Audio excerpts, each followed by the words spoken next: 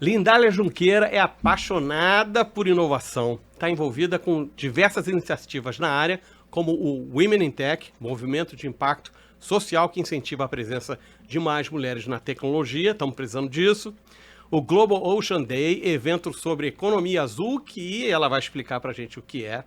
E o Hack in Rio, que é considerado a maior hackathon da América Latina, quiçá do mundo. Não é isso?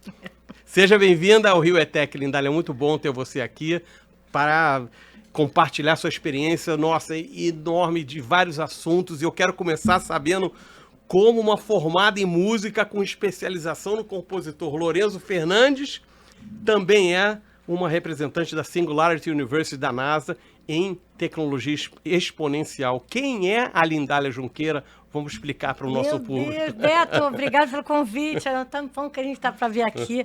Como é que você pesquisou isso? Como é que você assume que eu fui o primeiro, Lourenço Fernandes? Amigo, assim, música e engenharia, matemática. Francis Raime é engenheiro, não sei se você sabe. Na verdade, eu sou filha de imigrante português, né? Minha mãe chegou aqui no Rio com 15 anos, meu pai com 18, carregando saco 60 quilos de café nas costas. Se tornou um dos maiores industriais de café do Brasil trabalhando, né? Mas naquela época eu não tinha nenhuma referência. Com 5 anos de idade eu sonhava em ser pianista e astronauta, né? Na verdade, não tinha nem como ter piano. Então eu imaginava um piano numa bancadinha, numa mesinha que eu tinha. E assim eu fui estudando. Com 12 anos é que eu recebi uma doação. E aí, com 15 anos, eu era considerada o melhor intérprete Lourenço Fernandes, já professora de música, e por aí vai. Bom, não fui astronauta, né? Mas fui a primeira mulher a ser selecionada quando eles criaram o programa do Singularity University, em 2010. Naquela altura, eles selecionavam um líder de cada país para compartilhar as tecnologias exponenciais, inteligência artificial, robótica, nanotecnologia, tudo que a gente hoje está vendo aí de revolução, para justamente a gente resolver os problemas do mundo, né? Ninguém vai conseguir resolver nada sozinho. Então, a intenção na época do Peter Diamandis, do Ray Kurzweil, do pessoal que juntou academia e empresas lá do Vale do Silício, do próprio NASA, era de que a gente, então, unindo as nossas mentes e com esse conhecimento aplicado, a gente conseguisse, de fato, dar uma virada de chave, né, nas questões que a gente está vendo, porque às vezes são problemas complexos, mas tem soluções hoje simples que podem ser aplicadas. Então, foi uma experiência única, sabe? Eu lembro de um dos... Foi que ano isso? Foi em 2010. Foi a primeira turma, quando eles abriram o Singularity lá dentro da Centro de Pesquisa da NASA mesmo, a gente ficou imerso mesmo. Eu lembro de ter uma aula de robótica com o Dan Barry, que é um astronauta, um dos maiores especialistas do mundo em robótica. E a parte da manhã, de 8 a meio-dia, 4 horas, e o cara dando robótica, assim, nunca tinha visto isso na vida, você tem uma ideia, em 2010. E aí, acabou o almoço, eles agora façam um projeto. Eu, oi? Já deu? Assim. Assim, peraí. Cadê? Onde que eu tô? Digerir um pouco essas informações. E aí, a gente fez em grupo, na época, a gente resolveu fazer um robô babá. E, né, eu com filho pequeno, não sei o quê, tem que fazer.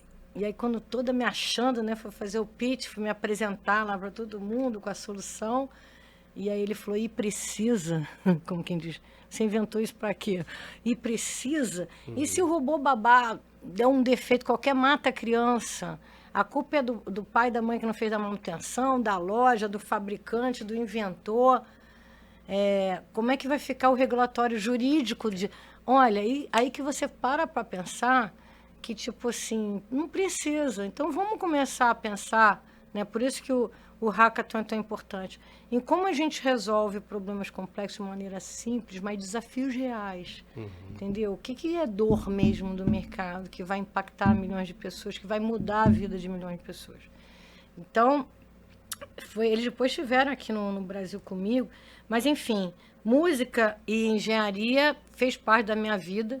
Fiz faculdade de engenharia aqui na Universidade Federal, mas acabei me especializando em marketing. Fiz MBA em gestão do terceiro setor e responsabilidade social.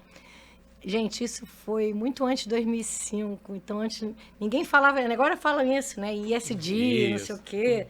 Não falavam isso na época. Falavam assim, por que você está fazendo isso? E eu lembro quando Muhammad Yunus, né, que é Prêmio Nobel da Paz, que criou o Bangladesh Bank, o primeiro banco de microcrédito, esteve aqui em 2015 conversando comigo. Ele falou assim, são negócios de impacto social. Se a gente não criar novos modelos de governança em que os negócios já nasçam sustentáveis não só economicamente, mas sustentáveis na sua cadeia, né, vamos dizer assim, dessa economia circular, né? Não adianta você criar um produto bacana e isso gerar um descarte, isso vai continuar impactando social, ambiental e economicamente o mundo. Então, são essas coisas que a gente pensa assim, Lindália, é maluca, né? Eu tenho um cientista amigo meu que fala assim, maluco tem uma, ainda bem que eu atraio uma opção de maluco perto de mim. Mas é que a essência da inovação é você continuar aberto aos novos conhecimentos, né? É você fazer uma mistura, né, dessas visões, desse conhecimento. Se botar na mesma sala só engenheiros, eles vão seguir o que a lente deles, o que o óculo deles, o que a mochila deles, que eles sempre carregaram, faz. Entendeu? Eles não vão, de repente, pensar muito fora daquela visão, daquele quadrado. Se você bota uma pessoa de sociologia, uma pessoa de arte, por isso que no MIT, por exemplo, eu sou do conselho editorial do MIT Technology Review. Sempre, qualquer célula de inovação é uma mistura de vários conhecimentos de várias áreas, de pessoas, inclusive, não tem idade, não tem raça, não tem origem, né? Pode ser de diversos países diferentes, mas você só consegue inovar se você tiver essa multidisciplinaridade, essa E a visão colaboração, múltipla. você fala muito de colaboração, né? Total. Não existe inovação sem colaboração. Gente, ninguém faz nada sozinho. Entendeu? Então, quando a gente trabalhou, inclusive, no programa agora de trazer para o Brasil, o Rio é o primeiro a ter um programa de inovação colaborativa em Blue Economy, em economia azul, alguns falam economia do mar, na América Latina. Então, a gente trouxe da União Europeia, né, um programa de aceleração. E por que tem que ser na essência colaborativa? Gente, a gente está falando de setores como portos, navegação, logística, energia, sustentabilidade, turismo, pesca, enfim. Mas nesses 5 setores, por exemplo, foi o foco do Blue Rio, que a gente lançou ano passado. Não adianta eu mudar a cadeia de shipping, de navegação, e não mudar a matriz energética deles. Entendeu? Então, as coisas estão totalmente interligadas. Então, não existe inovação sem colaboração de pessoas, porque são as pessoas que fazem inovação e não as tecnologias. E não existe inovação sem colaboração de ecossistemas, da gente trabalhar e desenvolver novos ecossistemas. Legal. Me lembrou um pouco essa coisa de colaboração e de multifacetados trabalhando juntos. Na história da atriz Hedy Lamarr, né? Que foi o pianista dela que teve uma ideia que hoje em dia o Wi-Fi é uma derivação de uma ideia assim completamente que parecia que não teria a ver, que os torpedos, os americanos na Segunda Guerra estavam com um problema porque os torpedos deles eram desviados pelos japoneses, então eles queriam um sistema de comunicação à distância que não pudesse ser hackeado. E aí aí tem uma teoria lá dele que ele inventou lá com esse hopping, não sei o quê, mas é sensacional. Quer dizer, a gente deve o Wi-Fi que a gente usa, não só o Wi-Fi, todas as tecnologias sem fio, a Hedy Lamarr, uma atriz e seu pianista, que estavam lá pensando ali e com a mente livre, e aí surgiu uma grande ideia. Criativo, isso aí, meu amigo, Domênico de Masi. Aliás, todas as grandes invenções começam assim. Você sabe que... Sabe o velcro, aquela coisa que gruda e não gruda de tecido? Foi um pesquisador suíço, na verdade, indo numa fazenda, aí tinha aqueles carrapichos que grudaram na roupa deles, e ele assim, peraí, como é que isso gruda, mas não gruda? Eu consigo... E daí surgiu.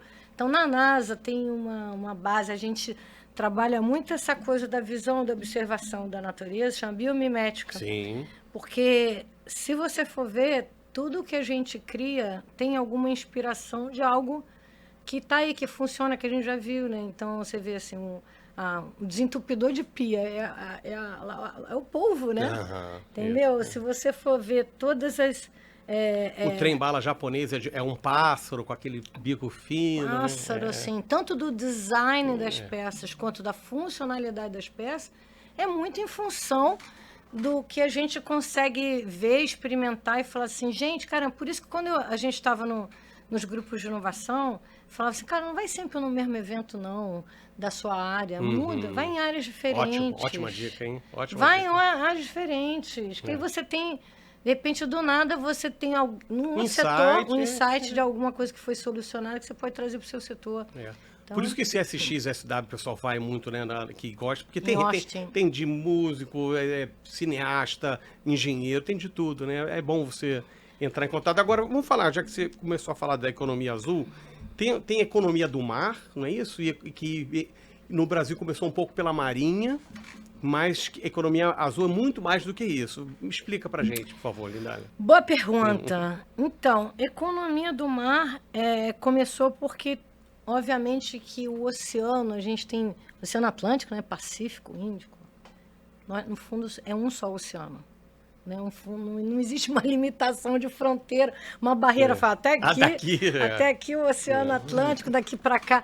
Por quê? Porque as correntes, né, são todas interligadas. Se eu jogo o lixo aqui, vai parar lá na Filipina, gente.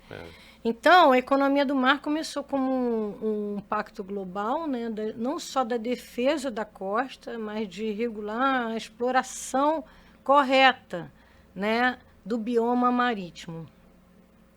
E aí, a Marinha, de fato, começou a fazer um excelente trabalho nisso, mesmo porque para você ter dados e informações reais sobre o que acontece no oceano, vai ter que ter uma ação conjunta de todos os países, com dimensões satelitais, para que esses dados cheguem e sejam trabalhados, úteis, né? Sejam trabalhados em prol não só do bioma marítimo, mas, assim, no fundo, a gente, né, depende de água total, né? O nosso corpo é 70% água, a terra é coberta mais de 70% de água.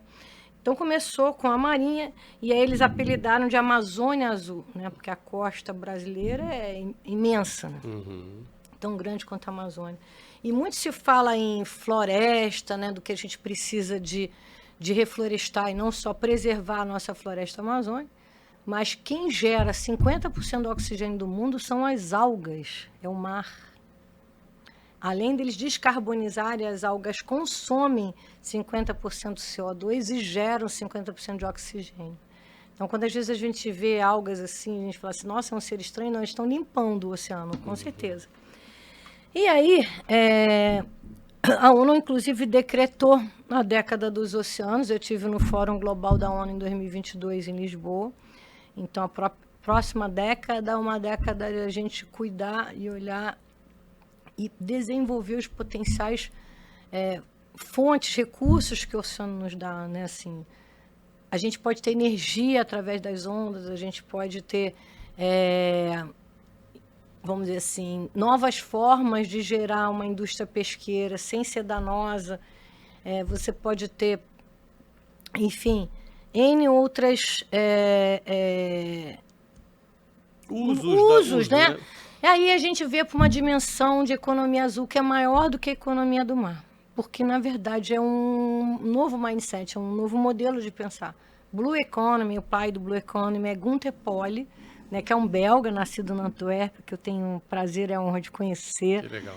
Gunther é um ser de outro planeta, gente. E aí você tem assim, gente, o Green Economy foi importante para alertar, olha, né, a gente está gerando resíduo, a gente está gerando muito plástico, mas era permitido, vamos dizer assim, né? Quer dizer assim, olha, a indústria de PET, vamos dizer, você está gerando plástico, faz, não, dá uma recicladinha aqui, ó.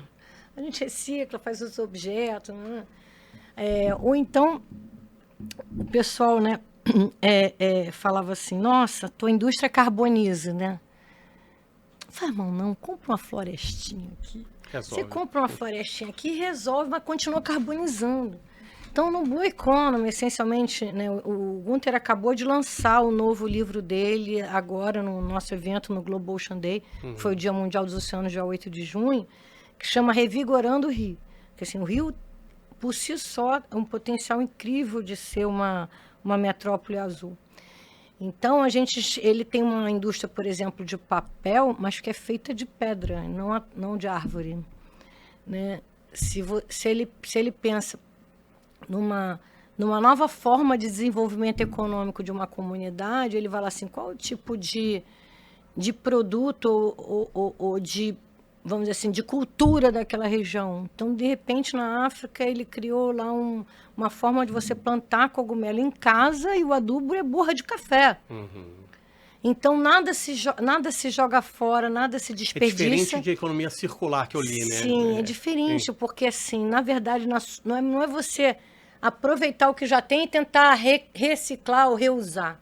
É você criar uma nova indústria na qual o ser humano tem que estar no centro. Então, o desenvolvimento social, ambiental e econômico já nasce desde a origem, né? Então, ele fala assim, olha, eu não sei, vocês não sabem que no Rio tem mais de 600 ilhas. Não sabia, gente, como é que a gente é ignorante? Tem mais de 600 ilhas e que não estão conectadas. Então, se não tiver um meio de mobilidade, de transporte, que seja sustentável, que não dependa de energia suja, né? E barata, para que as pessoas possam... Não vai ter desenvolvimento econômico para essas populações. A gente pode pensar em turismo, ok, né? Mas pode pensar também nisso, né? No desenvolvimento econômico. Você vê a Baía de Guanabara, né?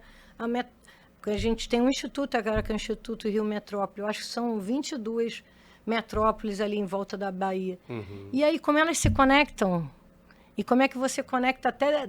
Ele tem até um barco que é de hospital, um barco hospital.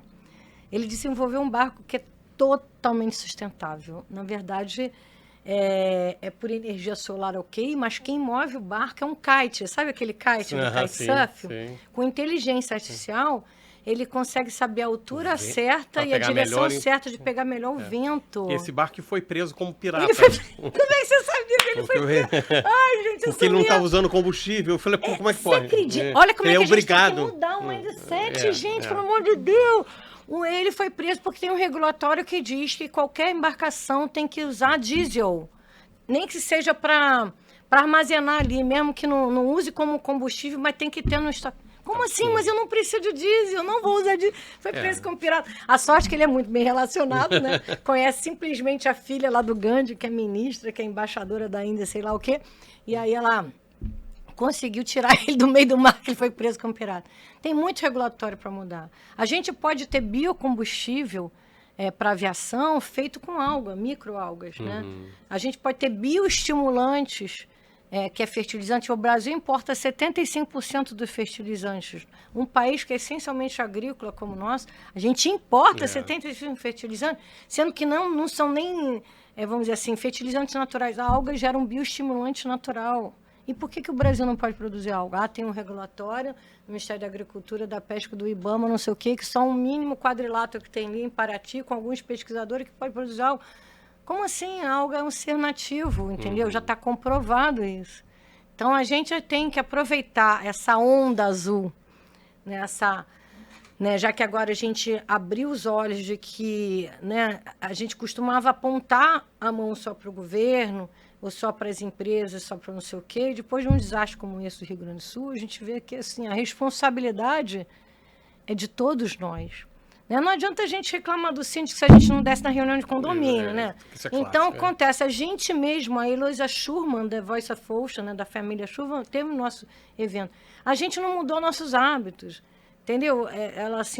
Ela não consegue usar um produto que ela tem que gerar um descarte, que ela sabe que é agressivo. A gente continua fazendo festa de criança com um balão que vai para o mar. Entendeu? Aquele lixo plástico todo. Entendeu? Então, a gente não mudou nossos hábitos, a gente não mudou a nossa forma de pensar, de agir. Então, cabe a cada um refletir que a situação antes, né, quando eles botaram as metas, as 17 ODS da ONU e as metas até 2030, era de 30 anos atrás, quando a gente teve a Eco 92, que foi o primeiro encontro global de sustentabilidade no mundo. Incrível. Aqui no Rio de Janeiro. Faz 30 anos praticamente, né? 30 anos. Foi tarde e ao mesmo tempo já está longe pra caramba, né? Então a gente começou a discutir lá atrás, então dava para ser de repente uma mudança suave, né? Agora não é mais suave. Ou você põe o pé no acelerador, ou você muda, você começa inclusive a colocar de alguma maneira barreiras do tipo, isso não vai poder mais, isso não vai poder mais. Ou a gente não vai conseguir. Vamos falar agora do Hack in Rio, como é que surgiu essa ideia, como é que foram essas... Faz um resuminho pra gente e explica um pouco, que a gente vai ter um Hack in Rio agora especial, né? Para elas. Her. Ai, gente, que emoção! Então, o Hack in Rio, você sabe como ele foi criado? Não, quero saber. Gente, que loucura. Em 2017, a gente estava tendo mais uma crisezinha no Rio, né? Tão raro isso. A gente só tem 5 ex-governadores presos. Mas, enfim, a gente estava tendo mais uma crise e eu tinha criado a primeira aceleradora de startups do Brasil, etc. Até as startups estavam indo embora, investidores, empresas, todo mundo indo embora. E eu sou luso brasileiro, né, pessoal? Você não vai embora para Portugal? O que você está fazendo aí? Eu falei assim, gente, vem cá, vamos pegar a caravela e vamos voltar para lá, porque não adianta, a gente tem que ficar aqui e tentar entender o que dá para fazer. E aí eu falei assim, olha só, tem empresas importantes aqui no Rio. Você vê a Vetex, né, um dos unicórnios que a gente tem, um dos maiores plataformas de e-commerce. Você tem o Grupo Trigo, né, Domino, né, Spoleto, enfim, Eduardo Orivio. Estou falando esses nomes porque são pessoas que continuam no Rio lutando. Mário Chadi, Eduardo Orivio, lutando e criando, desenvolvendo empresas, desenvolvendo negócios, criando empregos e oportunidades. A OLX aqui, enfim, Petrobras, Eletrobras, isso a gente já sabe, mas tinha várias empresas também, pequenas, médias e grandes, que deram certo e estão no Rio de Janeiro. Primeira coisa que a gente tinha que fazer, a gente então fez um movimento chamado Juntos pelo Rio.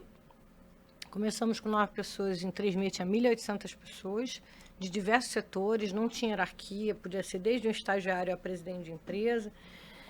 E a gente começou a perceber que uma das coisas que a gente tinha que mudar era também, de novo, um comportamento nosso, um modo de pensar. A gente é o primeiro a falar mal do Rio de Janeiro. Porque o problema do Rio é insegurança. A gente teve agora um show na praia da Madonna, 1.600.000 pessoas, você não ouviu falar de nenhum problema de segurança, né? Mas o problema do Rio, não sei o que. Então, a gente né, meio... Primeiro, a gente tem um complexo de vira-lata, que sempre acha que no exterior que está todas as soluções bonitas, maravilhosas. Segundo, a gente, né, meio assim, de pisar no próprio pé, meio antropofágico. E eu falei assim, gente, vamos começar só a dar notícia boa? Impressionante, só isso começou. Já começou, já muda, não é? clima, Olha só, olha o que o pessoal está fazendo ali na comunidade do Rio, olha aqui, olha o que tem na Rocinha agora. Só isso já deu uma mudada. Depois a gente falou assim, mas tem problemas ainda a resolver. E a gente tem hoje novas ferramentas tecnológicas digitais que a gente não está usando e podia usar. Foi aí que veio a ideia de se criar um hackathon. Um hackathon, para quem não sabe, vocês sabem, mas assim, é uma maratona, vem de marathon. É uma maratona de hackers. Eles têm 48 horas de sexta a domingo. Para resolver um problema, né? Para resolver e codar e mostrar o produto em 48 horas de um problema real. E aí é o hacker do bem, né? Que o outro, na verdade, é o cracker que é o cara do mal. Mas o hacker é o hacker do bem. E aí eu falei, beleza, várias universidades já faziam seus próprios hackathons, a PUC fazia o hackathon de saúde com Alex Lucena, tinha o UFRJ. Por que a gente não faz um coletivo de hackathons? Um hackathon, para você ter uma ideia, umas 50 pessoas só. Porque assim, né, hoje é um desafio gigante a gente ter, né, devs, desenvolvedores, programadores, etc. Aliás, isso é uma das questões que a gente tem que falar aqui, né? Um gap de mais de 750 mil vagas abertas. Temos que botar essa galera para aprender, para fazer. Então, 50 pessoas, 10 equipes de 5. Falei, beleza, a gente faz 15 clusters setoriais, etc. O maior hackathon que já tinha tido na época, que era da IBM, o Blue Hackathon com 300 pessoas. Eu falei, se a gente for 301 é o maior do Brasil. Vamos ser o maior do Brasil. Isso eu anunciei dia 1º de março, que é o dia da cidade, do Rio de Janeiro, né, do aniversário da cidade, para fazer em julho, achando que era isso, era um coletivo. Eu estava sempre nessa questão da gente ajudar o Rio de Janeiro juntando as pessoas, né? Não tinha ideia de que eu ia criar um evento, um movimento ligado a hackers e um projeto. Na hora H, amigo, na hora H, todo mundo assim, Nendália, não dá, cara. Ninguém queria fazer evento no Rio, ninguém queria patrocinar o evento. E quando os hackathons acontecem, você dorme, come, não sei o que, tudo lá. Famosa pizza, né? Famosa pizza, internet de alta velocidade, segurança. Caramba, foi a coisa mais difícil que eu já fiz na minha vida. Mas quando depois você realiza isso e você vê a dimensão. O primeiro hackathon, nosso primeiro Hack in Rio, foram 2.500 pessoas. 2.500 pessoas. 15 clusters setoriais. Educação, saúde, turismo, energia, segurança, mobilidade. Gente, eu fico emocionada até hoje, porque ali eu entendi. Tá emocionada. Olha que bacana. Muito legal, Nendália, que você fez. Ali eu entendi o propósito. Né? Meu propósito de vida, né? Que é de inspirar cada vez mais crianças e jovens à educação. A educação me transformou. Eu vim de escola pública, cheguei até a NASA, quem diria, né? A educação me transformou. Né? Então, o primeiro era isso. Segundo, de mostrar as imensas oportunidades que nós temos de criar um novo mundo. Você vê que tinha pessoas no primeiro hackathon, como o Lohan, que não sabia nem qual carreira seguir, achava que ele não tinha capacidade. Depois do Hack in Rio, que você aprende fazendo ali, né? Mesmo que você não sabe tecnologia, o outro sabe, tem mentores, etc. Ele começou a estudar para valer. Hoje é o CTO da Escola Eleva, aqui do Rio de Janeiro. Recentemente, dos grupos se formaram ali. Essa menina não só continuou em frente com o projeto, porque foram criadas startups ali, entendeu? Como foi capa da Forbes agora, né? Então, ela levou em frente, né, essa startup dela, hoje é uma neurocientista. Então, a gente vê que a gente conseguiu dar luz às pessoas, conseguiu conectar, de fato, as empresas com o mercado, com a academia, que sim, a gente tem que juntar. Governo, academia, investidores, empresas, empreendedores, tem que juntar. Não adianta cada um ficar remar para a mesma direção. Então, esse Hack in Rio, o primeiro Hack in Rio, foi muito, muito, muito significativo, sabe? E aí, daí eu não consegui parar mais. Quantas edições já rolaram? Já foram 6 edições. Já foram 6 edições. O último Hack in Rio foram 22.500 pessoas. Por isso que eu te falei, a gente já é maior do mundo. É que no Guinness aparece lá que o maior do mundo é um da Rússia com 300 pessoas. O problema é que eu tenho que contratar o Guinness para vir aqui auditar a gente. Obviamente que no meio do caminho teve uma pandemia e a gente conseguiu que os hackathons são presenciais, né? Todo mundo ali codando para poder apresentar de fato uma solução para uma banca de júri técnico. A gente desenvolveu uma plataforma para integrar todo mundo. A gente fez o Hacking Covid. Foi incrível as soluções geradas para ajudar naquela altura. A gente fez o Hack in Rio Talks, aí conectou com mais de 17 países do mundo. Porque o mesmo problema que acontece aqui está acontecendo no resto do mundo. Graças a Deus, eu tenho muitas conexões. Né? Foram 200.000 pessoas online. Que legal. Foi lindo, lindo. Eu fiquei 40 horas. Eu não sou jornalista como você, não. Não sei fazer essas coisas, não, mas a gente vai falando. Foram 5 dias direto, 8 horas por dia, 40 horas ao vivo, conectando todo mundo. Isso mudou também a forma da gente ver, encarar essa pandemia, viu que tinha soluções que a gente tinha que trabalhar de pequeno, curto e mais longo prazo também. E esse ano, o Hack in Rio resolveu fazer uma edição super especial. Por isso que chama Hack in Her. Hack in Her. Vai ser um hackathon para as mulheres. Os homens são super aliados, super bem-vindos, super parceiros. Podem ser mentores, podem ser jurados, podem ser talks inspiradores, mas a gente quer ativar a mulherada. Pra você ter uma ideia, no primeiro Hack in Rio, desses 2.500 participantes, só 10% era mulher. Só 10%. No último, 42%. Então, nós estamos nessas 6 edições trabalhando muito isso. Porque você já, né, outro dia você me encontrou, você me perguntou, mas por que tem pouca mulher na área de tecnologia? Caramba, porque tem uma coisa cultural, né, comportamental. Imagina, né, na minha época, assim, acabei de completar 59 anos, né? A gente, né, virou, você também 60, sexagenário.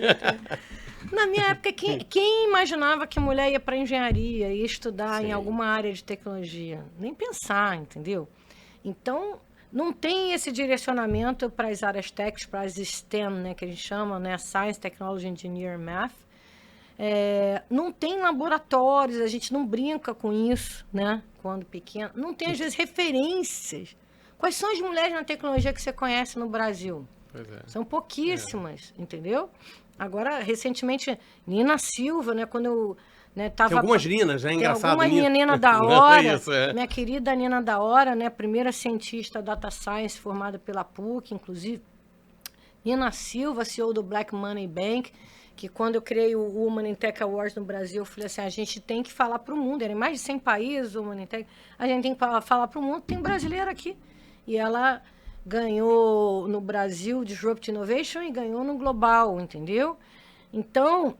Mas esse Hacking Her tem a ver com também... Eu queria que você falasse um pouco do teu envolvimento com Women in Tech. Sim, eu vou falar. Eu vou falar. Não tem a ver diretamente. Eu acho que é com meu propósito de vida, como eu falei, de ajudar os jovens na parte de educação e, obviamente, ajudar as mulheres a entrar, né, nesse meio de tecnologia. E assim está ajudando a economia, porque tem um gap aí que tem que ser preenchido. Né? Diversidade, não é papo só de cota. Assim, olha, eu tenho 3 filhos homens maravilhosos. Não é um papo só de cota, gente. É assim, se você não tiver diversidade de diversas, como eu falei, de idade, de raça, de gênero, você não vai trabalhar essa mindset inovador dentro da sua empresa. Lembra que eu logo falei no início? Inovação, né, tem que ter essa mistura. Né? Você tem que misturar esses olhares, esses sentimentos, essas emoções, essas formas de saberes e de fazer as coisas. E aí eu falei assim, vamos fazer o Hacking Her? Porque, por incrível que pareça, a gente estava até melhorando a condição das mulheres. Para você ter uma ideia, só 1% das mulheres, de fato, estão na área de tecnologia, segundo a última pesquisa da Serasa aqui, de março de 2024. Né? Tem índices que falam assim, mas elas ocupam 20% do mercado de trabalho. Mas aí, como você disse, nem todas são, de fato, da área de tecnologia. Às vezes é porque elas trabalham numa empresa de tecnologia. Sim, estão na área de marketing, de uma empresa de tecnologia. Então, eu lembro quando a Lizelena Trajano criou o Mulheres do Brasil, eu era diretora de inovação da Universidade de Estácio, onde eu criei lá a pré-aceleradora de startups, e ela, imagina, isso foi em 2013, eu acho, faz mais de 10 anos. Ela falou das cotas. Vamos botar cota para mulheres no conselho? Eu falei, você tá maluca?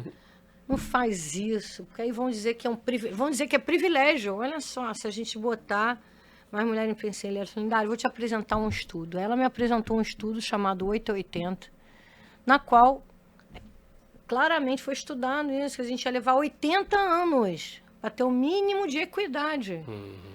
Então, você tem que fazer uma intervenção cirúrgica. Não pode ser natural. Não pode ser natural, senão não vai levar muito tempo. Uma intervenção cirúrgica.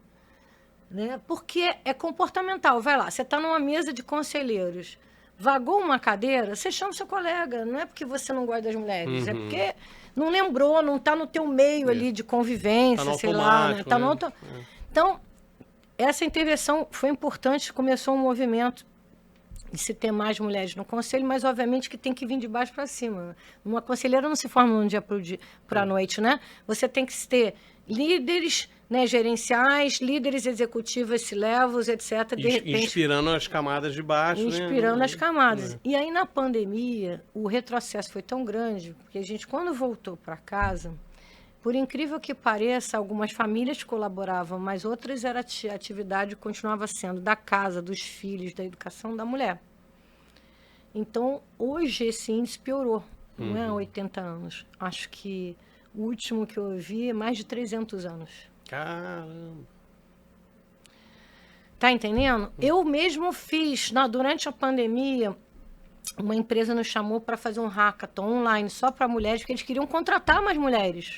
Uma empresa super famosa de e-commerce. E aí a gente conseguiu 100 mulheres inscritas, conseguiram... No dia do hackathon, ninguém apareceu. Porque elas falaram, não dá, a gente tem que trabalhar, tem que estudar, tem que cuidar dos filhos, porque não estão na escola, estão em casa, né? E aí eu tive que replanejar esse hackathon de uma maneira que elas pudessem participar. Então, eu falei assim, gente, eu sei que hoje tem muitos movimentos bacanas em prol de mulheres, né? Muita gente trabalhando essas pautas, né? De maneira genuína. Como eu falei, leva um tempo, porque desde a base, desde as escolas, desde as universidades, é você incentivar no trabalho, né? essa participação. Mas eu falei, a gente está precisando botar gás nisso. Vamos fazer um hacking her. Vamos fazer um hacking só para mulheres. Tá certo? A gente vai tá tendo, já foi lançado, mas a gente está tendo um trabalho grande de engajar as comunidades e as mulheres, como eu falei. Já está acontecendo, inclusive, trilhas educacionais online gratuitas. Que bacana, legal. Inteligência artificial, blockchain, né, cyber, data science. Porque tem muita gente que está falando, inteligência artificial, muita gente falando. Alguém ensinou a codar? Alguém ensinou como é que se usa as ferramentas para programar? Entendeu? Então, não adianta só a gente falar assim, a inteligência artificial vai mudar o mundo. Vamos ensinar a galera a fazer. Como é que faz, entendeu? A gente não pode ser avestruz de botar a cabeça esses conteúdos, vocês que geraram? Que legal. A gente só trabalha com parceria. Inteligência artificial é uma parceria com a AWS, com a Amazon e com a NVIDIA, tá? Blockchain, nossa querida PUC aqui no Rio de Janeiro, o laboratório do ECOA PUC, com Rafael Nasser e Gustavo Rubichef, acabou de ganhar um edital do Ministério de Ciência, Tecnologia e Inovação. Então, eles têm uma trilha de blockchain maravilhosa. Legal. E a gente está fazendo, então, isso em parceria. Então, a gente abriu as inscrições, tem as trilhas educacionais gratuitas, vai ter um bootcamp, uma imersão prática, e depois vai ter o hackathon. Tá certo? Em julho, de 12 a 14, eu acho. O hackathon entra no site, gente, www.hackingrio.com. Aí faz o hackathon. E as melhores equipes vão vir para o presencial, dia 25 de julho, aqui no Rio de Janeiro, na Cidade das Artes. Que legal. E aí eu falei assim, gente, 25 de julho. E fui pesquisar essa data. Olha como é que... eu sou curiosa. Aí... Dia Internacional das Mulheres Afrodescendentes, Latinoamérica e Caribe. Falei, caramba, a gente não pode deixar passar essa data em branco. Aí Joyce Trindade ainda estava como secretária de mulheres, né, da Prefeitura do Rio, agora é a nossa querida Lidiane. Eu falei, bora, vamos nos unir. Né? Eu sou do Conselho da Prefeitura, sou do Conselho do Governo. Gente, aqui, para mim, não tem esse negócio de partido, nem tem nada de partido político. Meu partido é o Rio de Janeiro, é o Brasil, é o que a gente puder fazer pelo bem do nosso país e do mundo. E aí ela topou. Então, vamos embora. Então, vai ser um dia homenageando e trazendo várias mulheres poderosas daqui, do exterior, Krista Johnson, da NASA, né? Enfim, para a gente poder falar do que está sendo já feito. Não é mais para ficar reclamando, gente. Quais são os caminhos, quais são as soluções? Quem já está fazendo que está dando certo? Elas também, a prefeitura, tem o prêmio jornalista Glória Maria, né, uma grande homenagem que a gente queria fazer. E a final do Hacking Rio, do Hacking Her. Em paralelo, ainda tem o Woman 20, né? Nós somos a capital do G20 esse ano. Isso aí, Então, eu participo do Startup 20, do Woman 20 e do Oceans 20. Então, é importante esses diálogos, que eles chamam esses diálogos, porque é a sociedade civil que gera as recomendações que vão ser colocadas na mesa lá em novembro, sabe? Então, debate, né? Exato. Então, assim, existem vários encontros, inclusive no Global Ocean Day, era um evento oficial do Oceans 20, do G20, né? Que eles chamam de Oceans 20 Dialogue. E aí, todos os palestrantes e os participantes, né, vão preencher agora um form com as recomendações, com as propostas, com as sugestões, com o que eles acham que tem que mudar, para a gente redigir um documento e mandar para lá. Vamos embora fazer. Vamos embora. Nosso tempo está estouradaço, mas adoraria falar mais. Mas vamos dizer, então, qual é o lugar para... É o www.hackingrio.com. Isso. Para se inscrever, né? Para se inscrever, inscreva-se já. Mesmo que você não queira passar pela trilha educacional, quiser ir direto para o hackathon, ok, beleza. Se inscreve individualmente, se você não tiver grupo, que depois a gente forma o grupo, tá? Mas, gente, é muito importante esse movimento. Os homens se inscrevam como mentores, quero vocês todos lá com a gente. Com conhecimento. Isso, com conhecimento. Então, www.hackingrio.com, né? Já está aberta as inscrições, a final vai ser dia 25 de julho na Cidade das Artes. E o movimento do Blue Tech, ou do Blue Economy, nesse evento a gente acabou de fechar um acordo com o Fórum Oceânico Portugal, que representa o Ministério de Economia do Mar lá em Portugal e da União Europeia. Então o Rio vai ter o Blue Rio 2, né? O primeiro foi agora em junho, né? O primeiro já teve. Isso. Ano passado foram mais de 300 startups de 47 países resolvendo os nossos problemas aqui daquela que eu falei, daqueles setores. E agora o Blue Rio 2 e o primeiro hub de inovação tecnológica junto com o Parque Tecnológico da UFRJ. Tá certo? Essa vambora é uma nadar, usina, vambora. é uma usina de criatividade limpa, totalmente limpa. Muito a se fazer. Legal. Muito a se fazer. Lindalha, adorei falar com você. A gente estava para levar esse papo há muito tempo. Foi bom porque juntaram várias coisas maravilhosas que você está fazendo. Parabéns e, pessoal, se inscreva. Essas oportunidades, só nossa Lindalha aí para conseguir acontecer. Não, obrigada. Fazer acontecer. Muito Preciso legal. da ajuda de vocês e de muita gente para isso acontecer. É isso aí. Muito obrigado pela sua participação. Na semana que vem a gente volta com mais um O Rio é Tech.